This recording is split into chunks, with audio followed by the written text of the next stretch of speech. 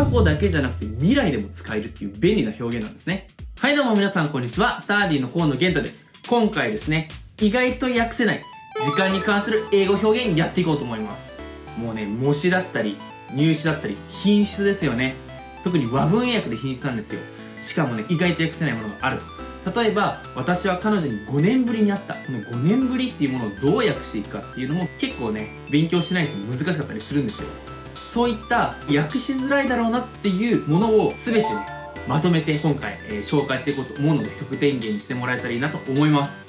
あとね、今回4問扱うんですけど、その4問だけじゃなくて、その周りの知識までしっかりと深掘りしていこうと思うので、そこら辺も含めて全てマスターしてください。ということで、早速やっていきましょう。はい、それではやっていきましょう。意外と訳せない時間を表す英語表現。今回の問題はこの4問ですね。私は2日続けて寝坊した。私は彼女に5年ぶりに会った。1日おきに風呂に入る。いつしか勉強が楽しくなっていた。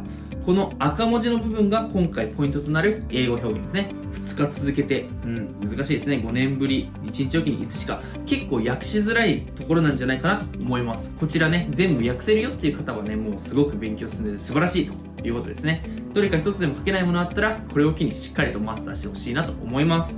はい、早速、私は2日続けて寝坊したやっていきましょう。まずは私は寝坊したっていう部分に関しては I overslept ですね。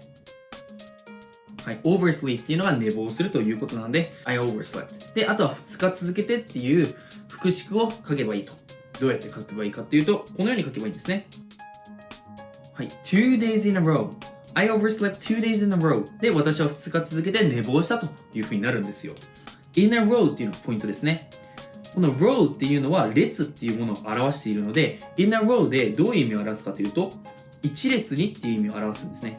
そこから派生して連続してっていう風な意味にもなると。はい、ということで2日連続して寝坊したということで I overslept 2 days in a row。 このように時間、その何日続けてとか何年続けてなのかっていうものによってここの部分を変えてもらえれば何日続けてとか何年続けてっていう風に表せるわけなんです。この2日続けてなんですけど、これ列のイメージなんですよ。列。要は1人2人3人みたいな感じで列ポンポンポンっていうイメージなんですね。一方で例えば2日間ずっと勉強していたみたいな連続的なもの、例えば私は今ここ2日間ずっと勉強してるんですよみたいな文章だったら in a row 使わないですよね。はい、I've been studying for 2 days。 普通に for 2 days っていう風に訳すということですね。これは2日間の間ずっとっていう風なわけなんですね。こういう2日続けてとかっていう場合に in a row っていうのを使うと。断続的な場合に in a row っていうのを使うということをしっかりとマスターしてください。ちなみにこの河野玄斗はっていう風に主語を変えるとしたらこれ2日じゃないですね。まあ5日でしょうか。5日じゃないか。5年ですね。はい。すいません。ちょっとご迷惑をおかけしてるんですけど。はい。皆さん寝坊しないようにしましょう。それでは2つ目。私は彼女に5年ぶりに会ったですね。はい。この5年ぶり結構難しいですよね。まずは私は彼女に会ったの部分を訳していきましょう。それは普通に I saw her ですよね。で、あとは5年ぶりっていうところをどう訳していくか。このように訳していきます。I saw her for the first time in 5 years。このように訳していくと。これ結構構文的には簡単なんですね。for the first time。初めて会ったと。だけど、in 5 years。この5年の中ではね、つまり5年ぶりに会いましたっていう表現になるんですね。これをしっかりとマスターしてください。これはもうね、丸覚えしたらいいと思いますね。I saw her for the first time in 5 years っていうことですね。他には、これが私の5年ぶりの休暇ですっていう、休暇って休みってことですね。っていう文章を訳すとしたら、このように This is my first vacation in 5 years。 これ最初のバケーションですよ。この5年間ではっていう風に言えると。こういう風に訳して5年ぶりの休暇だったんですよっていう風に言えるわけですね。これどっちもしっかりと押さえておいてください。実はこれ別解もありまして、はい、この彼女を、恋人の彼女っていう風に読み替えて I saw my girlfriend for the first time in 5 yearsっていう風に訳してもいいですよね。彼女と5年ぶりに会う。遠距離恋愛ですよね。遠距離恋愛。久しぶりの感動の再会ということで、もうこれ、花丸あげたいですね。はい、花丸。はい。はい、すいません。はい、次行きます。花丸さん。次の文章は、1日おきに風呂に入る。この文章を訳すと。この1日おきっていうのがポイントなんですよ。1日おきってどういう意味かっていうのが分かりますかね。1日ごと毎日入るっていうわけじゃないんですよ。1日おきっていうのは置くんですね。1日だけ置くってことは、風呂に入ったら次の翌日は入らない、次入って入らないと。1日ずつ置いていくっていうことなんですね。これをどういう風に訳していくか。まずは風呂に入るっていうところを訳していきましょう。それはI take a bath ですね。これは普通と。あとは1日おきに。これはこういう風に訳すんですよ。Every other day。I take a bath every other day。これで1日おきに風呂に入るという風に訳せるんですね。その every day、この other がなかったら毎日っていうことになるんですけど、この other を入れることによって、その1日 other が入って、またその日が入って、次に other が入ってっていうことの繰り返しっていうものをしっかりと表現できるわけなんですね。はい。これはね、また別解がありまして、今度は真面目な別解なんですけど、これ、要は、1日おきっていうのは2日ごとと一緒じゃないですか。2日ごとに風呂に入るっていうのと一緒だということで、この every other day の部分を、例えば、every second day だったり every 2 days っていう風に言い換えることができるんですね。毎回の2番目の日っていう風に言える。はたまた every 2 days 2日目っていう風に言えるわけなんですね。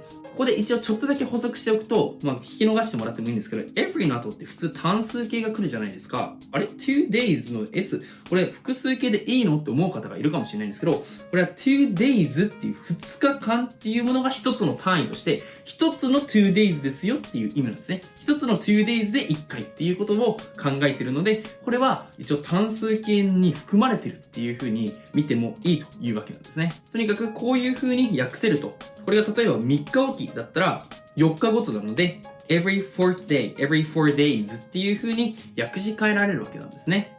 このようにしっかりとマスターしていきましょう。あとですね、実は例えば100年おきって言われたら、100年おきって100年ごとと同じ意味なんですよね。日本語って難しいですよね。おきとごとっていうものがある時に、おきとごと、ここだって1日おきだったら2日ごとなんですけど、100年おきって言われたら100年ごとと一緒の意味なんですよ。こういうね、おきとごとが違ったり同じだったりするっていうものが結構日本語の難しいところで、どういう時におきとごとが同じになって、どういう時におきとごとが違うかっていうのは明確な線引きっていうものは実はないんですね。